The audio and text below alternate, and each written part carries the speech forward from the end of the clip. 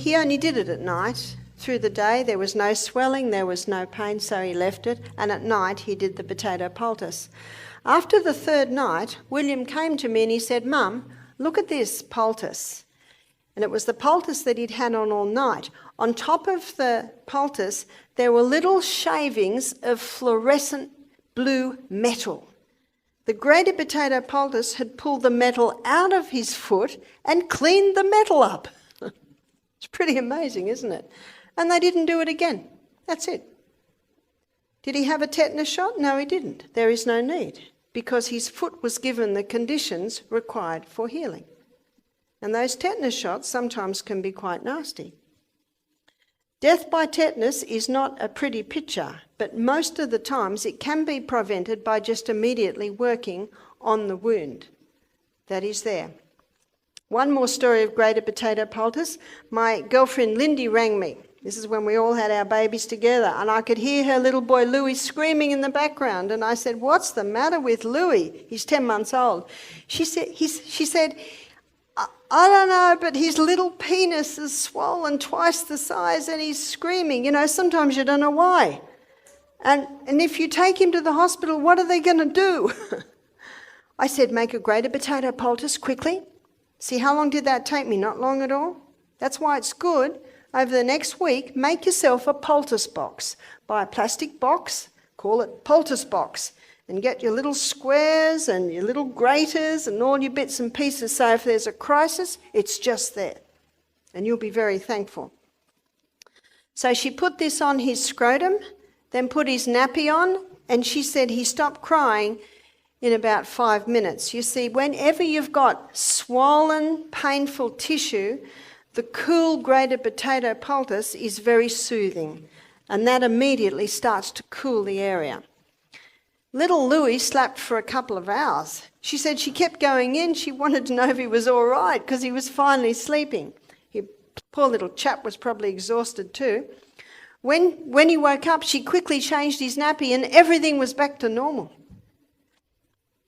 Now, sometimes you don't know why. He's a little crawling baby. My girlfriend was a hippie. Maybe he was crawling in the grass. Maybe a grass seed got there. Maybe an ant bit the area.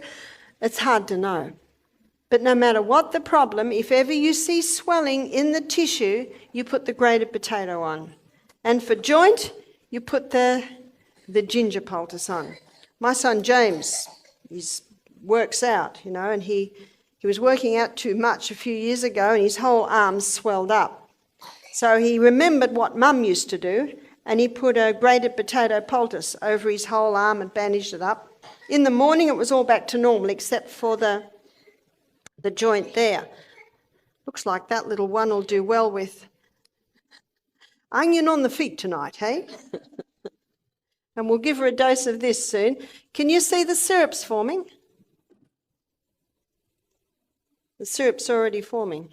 Usually within 24 hours it's all done and you strain it. Let's go back to James and his swollen elbow. He went to the doctor and the doctor said, "That's bursitis." What's bursitis? Just inflammation of the bursa, which is the fluid around the joint.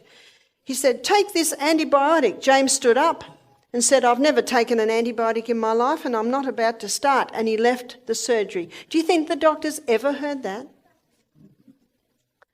He certainly didn't need an antibiotic for that. And there's a big push today to get doctors to stop prescribing so many, because when people really need it, they're not working. So James rang up Mum, and Mum said, "Put the ginger on."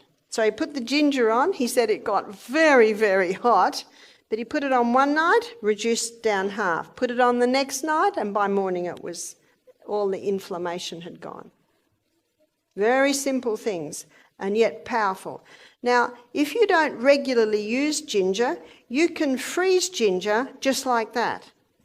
And you can just grate it frozen. So I know that if you have ginger in the fridge and you don't use it, it can mould. So that's a good tip to know, that you can freeze it.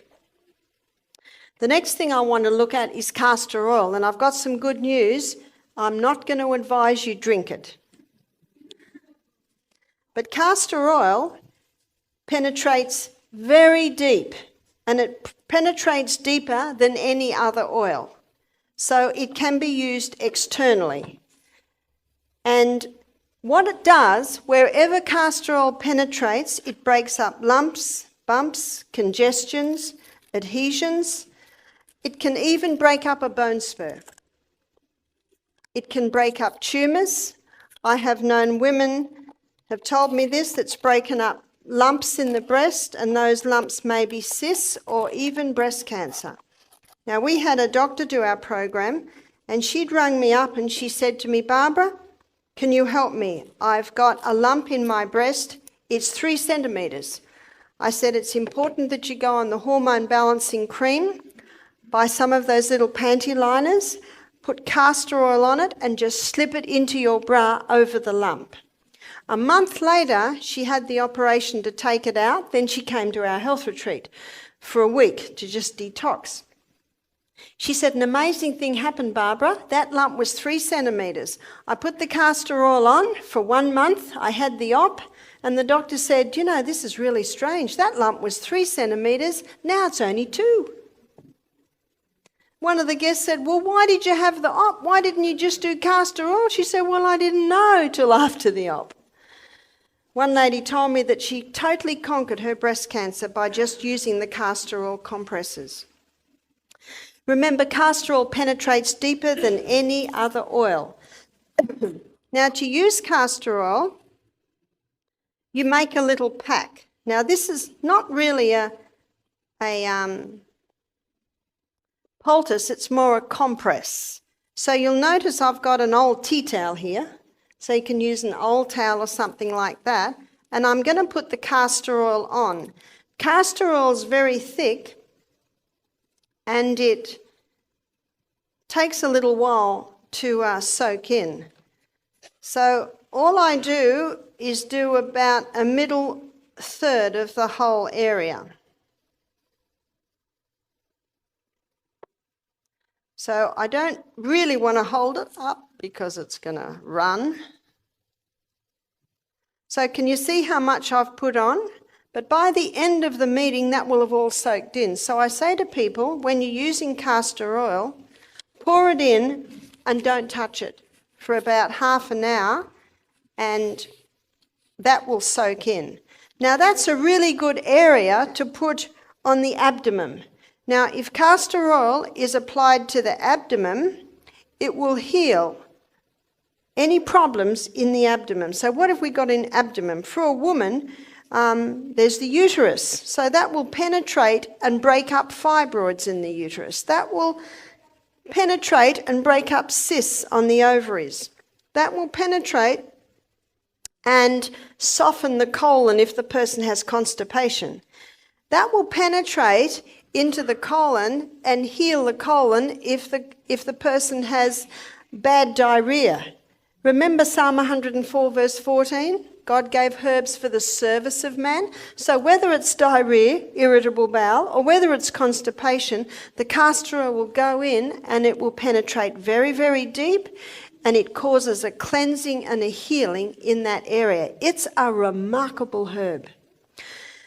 So you can use it to break up gallstones. So you would put it, say, on the liver area under the right rib. You may put it at the back to break up kidney stones. I've known people that have had bone spurs, say on the knee, and they'll apply the castor oil compresses. We had a lady do our program, she had bone spurs on both knees. And she also had tumours in her abdomen. After doing our program, it's 2 years now, and both 2 tumours have totally gone. Her oncologist can't believe it. So she had a total lifestyle change. And she was doing also the castor oil compresses on the knees for her bone spurs on her knees. She said after, I think it was 6 weeks, they'd gone down by half. She said she forgot to do it, and she noticed a month later they were gone. Now, last night we looked at the acid-alkaline balance, and it's a high-acid diet which causes these deposits of calcium on the bones. So she also